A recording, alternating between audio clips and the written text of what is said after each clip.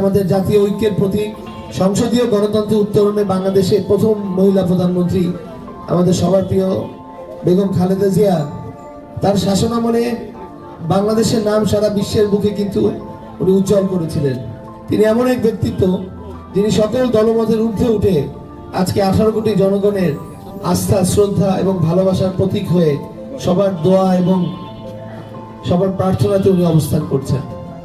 ধর্ম বর্ণ নির্বিশেষে বেগম খালেদা জিয়া অত্যন্ত একটি প্রিয় মুখ, আমাদের সবার মা, যিনি কখনোই আপোষ করেননি স্বৈরাচার থেকে শুরু করে কোনো ধরনের অনিয়ম এবং অনীতির বিরুদ্ধে। যে নীতি দেশকে বিপথে নিয়ে যাবে, তিনি সবসময় গণতন্ত্র এবং দেশের মানুষের ভালোর জন্য আপসিকভাবে লড়ে গিয়েছেন এবং এজন্যই তিনি এখনো বাংলাদেশের মাটিতে আঁকড়ে আছেন।